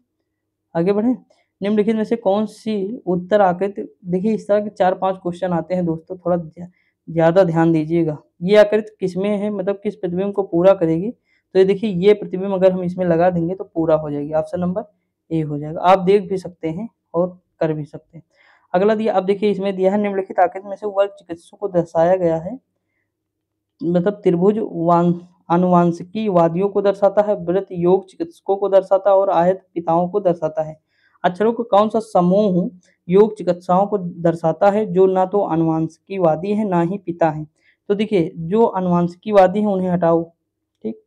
और जो ना पिता हूँ, तो पिता भी कौन नहीं है, ये पिता वाला भी हटा दो, सॉरी हाँ सॉरी ये वाला हो जाएगा ना, ना ही पिता हूँ, तो ये भी हटाओ। तो चिकित्सक अब डायरेक्ट बच कौन रहे हैं, तो इसमें जो है चिकित्सकों को पूछ रहा है, तो इसमें कौन से चिकित्सक बच रहे हैं दोस्तों। इसमें एक तो यफ बच रहा है और एक और बच रहा है, जी बच रहा है। यफ और जी, इसमें कौन सा हो जाएगा आपके हिसाब से बताइएगा दोस्तों। हमारे हिसाब से यफ और जी होना चाहिए, बिल्कुल मतलब यफ जी होगा ना दोस्तों। तो देखिए यफ जी, योग चिकित्सक की बात कर रहा है तो यफ जी बचेंगे, तो ऑप्शन नंबर ये हो जाएगा। अब देखिए कथन कारक कह दिया, क्या रॉक शो को पर्यटन स्थलों पर आधी रात तक चलाने की अनुमति दी जानी चाहिए। हाँ, रॉक शो के कारण अधिक पर्यटक आते हैं, पर्यटन स्थानीय अर्थव्यवस्था के लिए बढ़िया होता है। अगला दिया, नहीं पर्यटन के कारण, मतलब तर्क दिया है ये, अगला नहीं पर्यटन के कारण स्थानीय परंपराओं को नुकसान पहुंचता है। तो देखिए दोस्तों पहला तर्क तो बहुत मजबूत है, मतलब अगर हम बात करें तो इसमें जो तर्क पहला है वो मजबूत है और दूसरा जो है ये नहीं मजबूत है, ठीक। मतलब ऐसा नहीं कि पर्यटनों के हिसाब से नुकसान पहुंचता है, ऐसा नहीं, वो लड़ाई दंगा नहीं करते हैं, तोड़ फोड़ थोड़ो कर देंगे चीज को। अगला पी और क्यू एक ही बिंदु पर साइकिल चलाना मतलब शुरू करते हैं। पी उत्तर की ओर 48, अगर हम दोनों एक स्थान से शुरू कर देंगे तो पी मतलब 18 किलोमीटर उत्तर की ओर, फिर दाहिने मुड़ जाता है, फिर दाहिने मुड़ेगा, ठीक। तो मतलब चलो मान लीजिए कि वो दाहिने मुड़ गया, मतलब उत्तर की ओर चलता है पी, दाहिने मुड़ गया यानी इधर मुड़ जाता है और 3 किलोमीटर साइकिल चलाता है, ठीक। और क्यों जो है पूर्व की ओर, Q जो है किधर चलाएगा, पूर्व की ओर कितना चलाता है, तो 9 किलोमीटर चलाता है। फिर वो उत्तर की ओर मुड़ जाता है, यानी वो इधर मुड़ जाएगा और कितना चलाएगा, तो 10 किलोमीटर चलाता है। ठीक, इस तरह के क्वेश्चन फिगर बनाना ही पड़ेगा आपको, तभी समझ पाएंगे। फिर साइकिल फिर वो बाएं मुड़ जाएगा, बाएं मुड़ जाता है और 6 किलोमीटर, यानी इधर ही 6 किलोमीटर चला। पी और क्यू की स्थिति क्या है, तो दोस्तों देखिए स्थिति अगर आप देखेंगे तो वो 8 किलोमीटर की दूरी पर होंगे। कितने किलोमीटर की, 8 दूरी किलोमीटर पर दक्षिण की ओर होंगे। ऑप्शन नंबर क्या हो जाएगा, ए हो जाएगा। अगला दिया है लुप्त लुप्त संख्या कौन सी होगी, 21, 27, 29 दिया है। उसके बाद कौन सी होगी, इसमें लुप्त संख्या दोस्तों ज्ञात करिए कि कौन सी हो जाएगी। अगर हम बात करें, यहाँ है 21, देखिए हाँ एक चीज देखिए तरीका, यहाँ अगर हम इनको जोड़ें तो हमारा 142 आ जाएगा, इनको जोड़ें तो हमारा ये आ जा रहा है 96, तो हम इनको जोड़ें तो कितना आ जाएगा, 78 आ जाएगा। ठीक, करके देखिएगा। अगला है $11.25, 18 है, $12.20, 16 है। उसके बाद कह रहा है $4.50 क्या होगा, तो देखिए 11 और 25 मतलब 25 कितना है, 18 है। तो इसमें क्या किए होंगे, जो 18 आया होगा, तो 11 और प्लस हम जो 25 करें प्लस 2 कर दें, तो देखिए 36 और 2 से भाग तो 18 आ जाएगा। सेम प्रोसेस यहाँ लगाइए, 54, 54 को 2 से भाग दें 57, 27 आ जाएगा सॉरी। यदि एक विशिष्ट कुछ भाषा में NOITCELES को सिलेक्शन के रूप में लिखा जाता है। देखिए सिलेक्शन ही है पूरा शब्द, तो ये क्या है, इंडिया हो जाएगा। क्या हो जाएगा, इंडिया हो जाएगा। ऑप्शन नंबर बी हो जाएगा। ठीक, ऑप्शन नंबर बी हो जाएगा। आगे बढ़े, अब निष्कर्ष दिया, एक जंगल में अशोक के पेड़ों की तरह बहुत से चंदन के पेड़ हैं। 3/4 पेड़ पुराने तथा आधे पेड़ पुष्पन की स्थिति में हैं। कारण निष्कर्ष क्या है कि सभी चंदन के पेड़ पुष्पन की स्थिति में हैं। अशोक के पेड़ों में से कम आधे पेड़ पुराने हैं। चंदन के पेड़ों में से आधे पेड़ पुष्पन की स्थिति में हैं। सभी अशोक के पेड़ पुष्पन, तो देखिए सभी वाले तो ऑप्शन वैसे भी नहीं होंगे, याद रखिएगा। इस तरह के क्वेश्चन में हमेशा याद रखिए कि सभी वाले ऑप्शन नहीं होंगे, क्योंकि सभी वहां बात ही नहीं किया। हटाइए, अब बचा क्या, अशोक के पेड़ों में से कम आधे पेड़ पुराने हैं। ठीक, अशोक के पेड़ों में से कम आधे पेड़ पुराने हैं, इसकी बात नहीं की गई है। देखिए यहाँ लिखा है, ये नहीं कहा गया है कि अशोक के पेड़, इसमें कहा गया है 3/4 पेड़ पुराने हैं और आधे पेड़ पुष्पन की स्थिति में है। तो चंदन के पेड़ों में से आधे पेड़ पुष्पन की स्थिति में, ऑप्शन नंबर सी हो सकता है। ठीक, आगे बढ़े, देखते हैं दोस्तों। अब देखिए इसमें ज्ञात संख्या ज्ञात करना हमें, जैसे 3 है 5 है। ठीक, अब देखिए 3 दूनी 6, 6 पंचे 30, यहाँ आ गया 30, 5 एकन 5 माइनस में लिखा है ना, ये क्या लिखा, माइनस में लिखा है, तो इसमें गुणा करना पड़ेगा आपको। ये क्या हो जाएगा, यहाँ देखिए ये दोस्तों संख्या यहाँ मतलब साफ नजर नहीं आ रहा है, अब क्या लिखा है समझ में नहीं आ रहा है ना। देखिए यहाँ 1 है ये, और ये -1 है, क्या है, -1। तो देखिए 1 का गुणा 5 में किया 5 होगा, -1 तो -5 हो जाएगा। देखिए -5, 4 3 12, 12 में -1 है ना, तो -1 से गुणा करेंगे तो -12 हो जाएगा। अगला दिया विषम अक्षर, तो इसमें से कौन सा हमारा विषम अक्षर होगा दोस्तों, करके देखिएगा। ऑप्शन नंबर EDCA होगा। कौन सा होगा, EDACA। बाकी सब जो है देखिए ये सब स्थान, जैसे यक्स W, ठीक, यू का वी और यू हो जाएगा, मतलब वैसे ही आर यस होता है, पी क्यों हो जाएगा ना, जैसे के यल हो जाएगा, यम यन हो जाएगा, लेकिन ये नहीं हो रहा है, ए के बाद बी आना चाहिए, जबकि सी आ गया है डायरेक्ट। अनुलझे समीकरण का सही उत्तर, ये समीकरण नहीं सॉल्व कर सकते तो दिक्कत की बात है, करके देखिएगा दोस्तों। कुछ नहीं किया गया है, देखिए 3 को पहले रखे हैं, फिर 5 को रख दिए हैं, फिर 6 को रख दिए हैं। वैसे यहाँ क्या किए हैं, 5 को पहले रखे हैं, फिर 1 को रख दिए, फिर 0 को रख दिए। यानी हमेशा बात यह है कि बीच वाला जो है सबसे लास्ट में होता है, तो बीच वाला लास्ट में कहाँ है, ये देखिए। ठीक, ABCD कैरम खेल रहे हैं, AC और BD पार्टनर हैं, CD के बाईं ओर बैठे हैं, उनका मुंह दक्षिण की ओर है, तो बताइए A का मुंह किस दिशा में है। तो दोस्तों बहुत मतलब कोई मतलब बड़ी बात नहीं है, देखिए कैरम गोल होता है। ठीक, अगर हम बात करें क्या कह रहा है कि AC और BD पार्टनर हैं, तो पार्टनर हमेशा आमने सामने होंगे, तो एक इधर होगा, एक इधर होगा, एक इधर होगा, 4 हो जाएंगे। C D के बाईं ओर बैठा है, तो केंद्र की ओर मुँह करेगा, तो C जो है D के बाईं ओर, तो अगर D को हम यहाँ बैठा दें तो C यहाँ हो जाएगा, दाईं ओर हो गया कि नहीं। और कह रहा उसका मुंह दक्षिण की ओर है, तो सही है, दक्षिण की ओर मुंह भी हो गया उसका। तो बताइए A का मुंह किस ओर होगा, तो A तो इसका पार्टनर है ना, तो सामने होगा, B यहाँ हो जाएगा, तो इसका मुंह किधर होगा, उत्तर की ओर होगा। ऑप्शन नंबर ए हो जाएगा। निम्नलिखित में से कौन सा आरेख छात्र कॉलेज और स्कूल के मध्य संबंध है को निरूपित करता है, तो कौन सा आरेख है जो, तो तीनों एक दूसरे से मिले हुए हैं। Option number B. डिक्शनरी को यू लिखा जाता, तो यार्ड को, तो इसी में से संख्या निकाल के आप बना सकते हैं। यार्ड को क्या लिखा जाएगा, तो ये 13 और 65 लिखा जाएगा। नीचे दिए गए मूल शब्द में दिया गया है उसके विकल्प के रूप में 4 विकल्प दिए गए हैं। तो मूल शब्द के अक्षरों को नहीं बना मतलब इनमें से कौन सा अक्षर है नहीं बनाया जाएगा एलिमेंटरी के थ्रू। देखिए लेमेंट बनाया जा सकता है, ल्यूमेन यू कहीं नहीं है ना, तो ल्यूमेन हटा दीजिए, तुरंत कट गया। ठीक, आगे बढ़े। यदि गुणाकार जोड़ होता है और उसके बाद ये निशान क्या है पता नहीं, ध्यान नहीं है। देखिए ये एंड होता है दोस्तों, वैसे तो एंड का अर्थ भाग है, एट द रेट का गुणा है और उसके बाद प्रतिशत का घटाना है। तो ये सॉल्व करना है, सॉल्व कर लीजिएगा। इसका मैं आंसर को बता दूं दोस्तों, देखिए इसका आंसर आ जाएगा आपका, कितना आएगा दोस्तों, आंसर आ गया 93, कर लीजिएगा। पंकज अपनी बहन प्राची से 5 गुना बड़ा है और अपने भाई राम से 2 वर्ष छोटी है। यदि राम 8 वर्ष का है तो पंकज की आयु क्या है। बिल्कुल इजी है दोस्तों, ये कर लीजिएगा आप। जैसे राम की आयु 8 है तो प्राची की कितनी हो जाएगी, 2 वर्ष छोटी है तो 6 हो जाएगी। अब पंकज की आयु क्या होगी, 5 गुना है तो 6 पंचे 30 हो जाएगी, तो 30 वर्ष आ जाएगी। एकदम सिंपल है।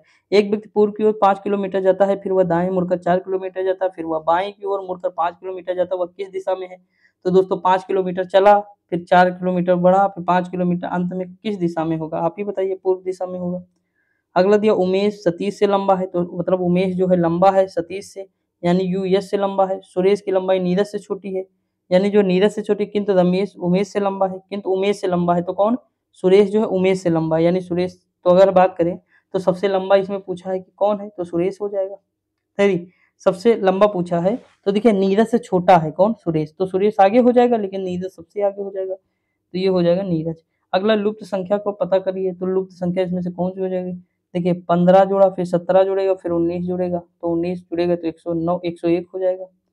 ठीक, पी क्यू का भाई है, आर पी की माँ है, यस आर का पिता है, ये जब पी क्यू का पुत्र है तो क्यू यस से किस प्रकार संबंध है। तो इस तरह के क्वेश्चन बिल्कुल इजी होते हैं। जैसे पी क्यू का भाई है तो पी और बराबर में निशान लगा दीजिए, भाई हो जाएंगे ये दोनों प्लस में। ठीक, भाई हो गया। उसके बाद कहा आर पी की माँ है, यानी आर जो है माँ है किसकी, पी की, तो आर ऊपर कर दीजिए। तो इस तरह कर लीजिएगा आप लोग दोस्तों, इजी है बहुत, मतलब हार्ड नहीं है। तो इसमें आंसर अगर हम बात करें तो देखिए मैं अगर बताऊं तो इस तरह के जब भी ऑप्शन आपको मिले चूज कर लीजिएगा। मैं प्रैक्टिस सेट जितनी बार कराया हूँ, अगर ना मतलब ये वाला लगा है इस तरह, तो 100% वही सॉल्व करो या ना करो। सार्थक अर्थ बनाने के लिए निम्नलिखित में से अक्षरों को सुलझाइए और फिर अक्षरों को सही अंकीय करिए। तो देखिए आप सुलझा सकते हैं, आप लगा सकते हैं। इसमें से रेस्टोरेंट होगा, वर्ड कौन सा बनेगा, रेस्टोरेंट, तो इसका ऑप्शन नंबर हो जाएगा बी, करके देखिएगा आप लोग। ठीक, देखिए दोस्तों अगला क्या दिया है, 5 व्यक्ति ए बी सी डी इस प्रकार आमने सामने मुंह करके एक पंक्ति में इस प्रकार बैठे हैं कि डी सी की बाईं ओर और बी के दाईं ओर है, ए सी के दाईं ओर बी के बाईं ओर है। यदि ई पंक्ति के एक छोर पर बैठा है तो पंक्ति के बीच में कौन है। देखिए दोस्तों बिल्कुल मतलब कोई नई बात नहीं, मैं बनाए दे रहा हूँ खटाक से। देखिए अगर ई यहाँ हो जाएगा, ए यहाँ हो जाएगा और सी यहाँ हो जाएगा और उसके बाद डी यहाँ हो जाएगा, बी यहाँ हो जाएगा, तो सब कुछ फिलफिल कर रहा है, देख लीजिए। तो क्या पूछा है, तो पंक्ति के बीच में कौन बैठा है, तो डी हो जाएगा, ऑप्शन नंबर डी हो जाएगा। अगला, एक टोकरी में सेबों की संख्या प्रति मिनट में दुगनी हो जाती है, ये टोकरी 1 घंटे में पूरी भर जाती तो आधी कब होगी। तो दोस्तों सीधी सी बात, इस तरह के क्वेश्चन मैंने कराया था आपको कि अगर 1 घंटे में टोकरी 60 मिनट में पूरी भर जाएगी, ठीक, 1 घंटे में पूरी भर जाती 60 मिनट में, तो आधी कब भरी होगी, तो 1 कम कर दीजिए, 59 मिनट में भरी होगी। अगला दिया, निम्न संख्याओं का अध्ययन कीजिए, उचित का विकल्प चुनिए। जैसे 6 3 है, 12 है, फिर 6 है, फिर 24 है। तो इसमें क्या किए होंगे पता है, इसमें कुछ नहीं किया, इसे जो है भाग दिए, फिर इसे भाग दोगे तो इसे तो 12 हो जाएगा। ठीक, अगला, ए का अर्थ जोड़ है, सी का अर्थ जो है भाग है, डी का अर्थ गुणा है। तो अभी इस तरह के क्वेश्चन नहीं कर पाएंगे तो दिक्कत की बात है, 20 आएगा, कर लीजिएगा। ऐसा नहीं है कि मैं नहीं करा रहा हूँ तो नहीं कर पाएंगे, कर लेंगे दोस्तों, इतना तो कर ही लेंगे ना। यहाँ लिखा है कि जो खिलाड़ी और कलाकार दोनों हैं, तो देखो खिलाड़ी और कलाकार दोनों कौन हो जाएंगे, जहाँ पे दोनों आते हों, तो ये 6 हो जाएगा। इसमें क्या हो जाएगा, 6 हो जाएगा, जो दोनों है।